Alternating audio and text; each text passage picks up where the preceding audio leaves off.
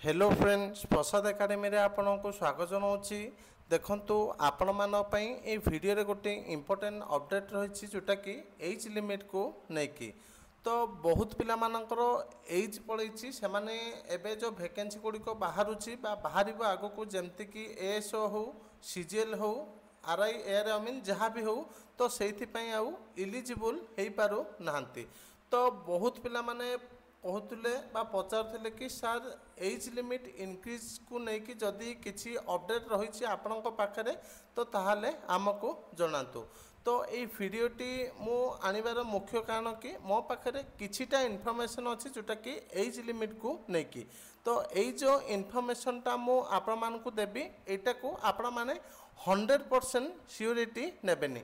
आपण माने केवल आशा रखिथिबे कि भगवान कृपारू एजटा आमर बढ़ी जाऊ बोली। तो मो पाखे इनफॉरमेशन अच्छी जोटा कि वीडियो रे मु आपण मानकु जणाई देबी। तो जेते बेले जहाँ भी ऑफिशियल अपडेट आसीबो जोटा कि गवर्नमेंट तरफरु सेते बेले ही सियोर हेबे। मु आपण मानकु एबे जहाँ भी इनफॉरमेशन दउची एटा को 100% सियोर नेबेनी, केवल आशा रखिथिबे कि एमिति हेई पारे। तो चलंतु डिटेल रे देखिबा कौन रही अपडेट सेटा मु आप वीडियो रे कहबी। तागुरु देखंतु जो माने आरआई एआरआई अमीन रो मेन्स एग्जाम पे मॉक टेस्ट चाहते आपण मानकु 30टी ऑफलाइन मॉक टेस्ट प्रोवाइड कर जाउछि। माने आपण मानकु व्हाट्सएप रे डायरेक्ट पीडीएफ प्रोवाइड कर दिया जिवो।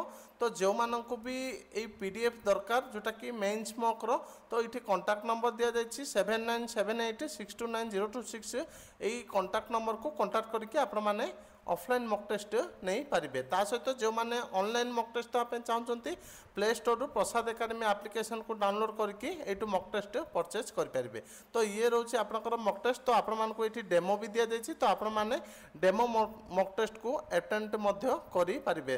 तो एप्लिकेशन लिंक आउ वेबसाइट लिंक दुईटा को वीडियो डिस्क्रिप्शन रे दिया जाइछि। आपण माने से लिंक को जाइकि डिटेल रे मॉक दे पारिबे। एबे चलंतु देखिबा कौन रही एज लिमिट को लेकिन अपडेट। तो मो पाखे जहाँ इनफॉरमेशन अच्छी आसंता 28 तारीख रे गोटे कैबिनेट मीटिंग हबार चांसेस रोची। तो सही कैबिनेट मीटिंग रे एज लिमिट इनक्रीज को लेकिन किछि मैटरटा पड़ार संभावना रोची। मु केवल आपण मानकु संभावना ही कहूँ 100% गेंट ना कौन पाई ना यहाँ ऑफिशियल कथा तांको हाथे रहिला मो हाथे ना। तो जहाँ मु किछि सुनुची आपण मानकु कहूँ। तो एजटा आपणकर आसंता 28 तारीख रे बढ़िवार चांसेस रोची। एदर 38 वर्ष करेंगे नले 42 वर्ष करेंगे। तो एतिक ही इनफॉरमेशन थिला जोटा कि मु आपण मानकु जणैली। तो जेते बेले आपण मानको पाखरे किछि ऑफिशियल इनफॉरमेशन आसीबो जोटा कि गवर्नमेंट तरफरु सेते बेले ही सियोर हे कि जिबे। एबे जेंति जहाँ अछि सेटा को ही सत भाबिबे 100% बोली भाबिबे। जहाँ अपडेट आगो को आसीबो सेटा को चेंजेस हैला बोली जानिबे। तो एतिकी इंपोर्टेंट अपडेट थिला एज लिमिट को लेकिन। Thank you.